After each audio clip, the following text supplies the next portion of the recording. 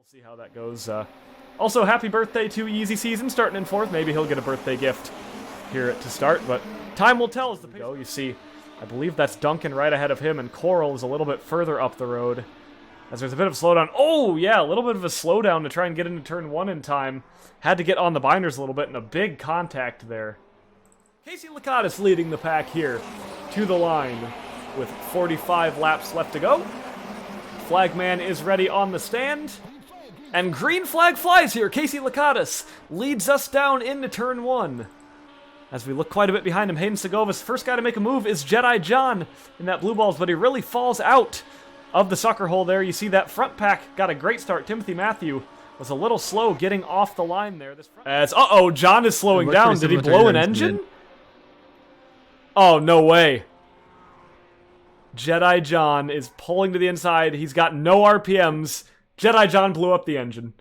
And Jedi John, he did tell us that notify him if he blew up. So I literally told him he was gonna blow up, and he goes and blows up. So from Mallory Fonte, and we've got a DNF from James Brown. Not sure what happened to him there. Let's take a look. Maybe from the contact. He had the contact in the first accident, didn't he? He did have a little bit of contact in the first accident. Here he is, rolling into the pits. His car looks normal, but probably suspension or brakes or steering. Maybe the brakes overheated. That can happen when you're going from such a high speed to a slow speed in such a quick time. No yellow is going to come out. He's okay, but see if it was just a self-spin. We see you guys running a little bit too high and spinning it out as, oh no, contact with the wall from one of the Carpinis there. And oh, big lick with that inside wall. So they'll slap another rear wing on that thing for Josh Fobo and get him back going, but that's still not what you want to happen.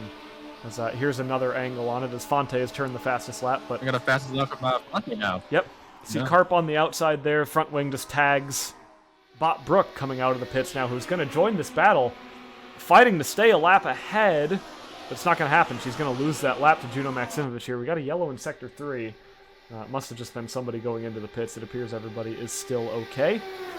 As Lakatos and Maximovich, right now, the battle for the lead, they're still going side by side, and we're going to see if this one continues to rage or if one of them decides to go on in anytime soon. So, as, he just comes down too low, cuts off the nose of Steve Durham, and Durham has a big impact there. And Coral gets smacked coming into the pit lane, and somebody lost a tire there. Is that Alex Martin that hit him? I think it is. That was an incredibly hard contact with Alex Martin coming into the pits. As, you see Coral just bleeds up the track. There's nowhere for Martin to go pitting in, and I think he lost that tire, and that's I don't know what the yellow was. It was just Lakers and Mihal Litwinski, it appears. So let's take a look. Oh, they're tangled up as they're just stuck together here, and there's nowhere for either of them to go. I think one of them probably wanted to pit in, and they just both get stuck there.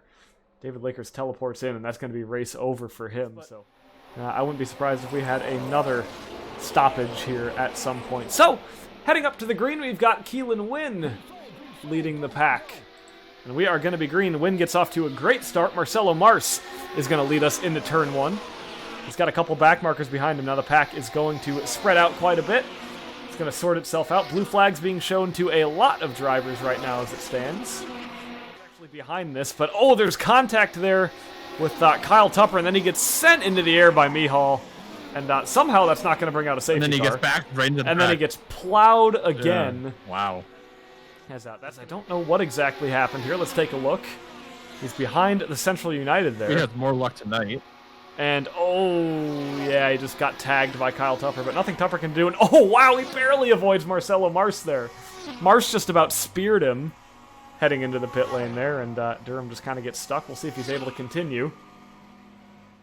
See how this one plays out. Matthew overtaken by Noah Nadu. It doesn't really matter for the standings, but Nadu going for that move is going to let Mallory Fonte move on ahead into P2, and it looks like Carp as well looking along the outside, and Timothy Matthew falls like a rock down into P4, but probably not going to be a big deal. Mallory Fonte doesn't know what to do. Here comes the pack. It's going to bring out a yellow, and it's going to bring out the safety car as Fonte teleports herself into the pits. I think that might be a DNF. It's a bit of a cheap way to get a yellow flag out, but now things are going to be very spicy as we see it again. Cars get tangled up heading into the pit lane, but Casey Lakatos is going to have to line himself up behind the safety car here, and maybe figures he's got not much to lose at this point. So we head up to the green, and we are racing. Green flag is out. Keelan Wynn gets a decent drive on those slightly newer tires, but Casey Lakatos probably going to jump out, use the blue flag to his advantage, go on through here. We've got a big majority of the pack green flag, but we are racing once again here at Indianapolis Motor Speedway, and anything can happen now. The easy season as well, I think, is stopped. He's slowed down on track quite a bit. We'll see if he's able to get in on time. As, yeah, he's able to get things going again. Somehow that's not going to bring out the full course caution. You know, they're pretty hesitant to call those, especially in these situations. But we've got one in Sector 1 as well. It's Casey Lakatos, who was leading the race, and it eventually did happen. He's parked on the side of the road. Casey Lakatos says, I think he's blown it up, and maybe he should have gone in. Didn't really work out for him. That's an interesting call. As he's tangled up with the driver. Well, there's some contact with the wall. Matthew could be in trouble here. He's got to stay clear to get into the pits, but someone diving to the inside. Yeah, Timothy Matthew making the smart move there to let himself get free. Casey Lakatos is DNF'd from this race. Not the outcome he's going to want, so now Bob Brook is leading.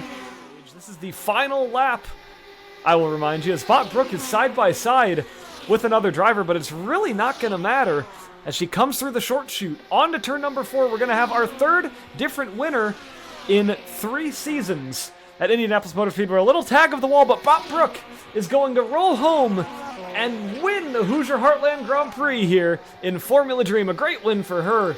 Everybody else manages to come home pretty much unscathed.